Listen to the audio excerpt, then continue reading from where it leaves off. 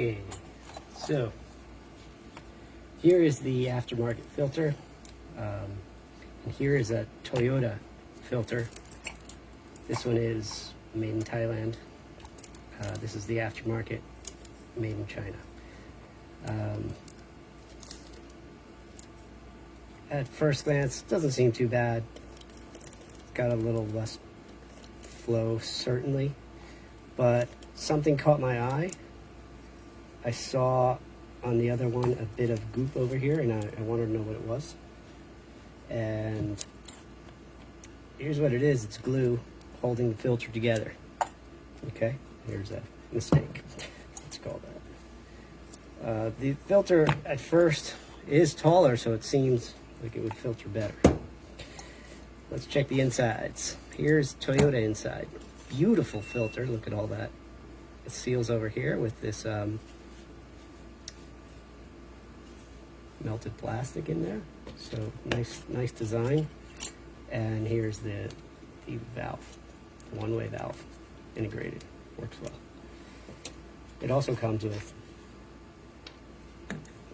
washers. Here's how the import filter is made, so I mean, the one-way valve is integrated into this filter. It works though. Got a whole lot less filtration here, but that isn't the bad part. And this one is actually decent. Oh no, it isn't. But there's glue everywhere. Okay. And there's globs of glue on the inside sometimes. Not in this one though. Not in that one. But in this one there was. See? Big globs on the inside. And one fell off.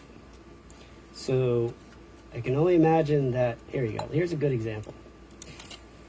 Right? I can only imagine this is going to vibrate off. The quality control here is not good. They're all different. And just the design is poor because you have this very brittle glue holding it together. So what you want is like a thermoplastic like this melted in there that's not going to, and look at this filter element. It's just gorgeous compared to this brittle thing, very thin. Look how thick this is. So, needless to say, I think this is asking for trouble. I would not put this in your engine, no matter what the cost.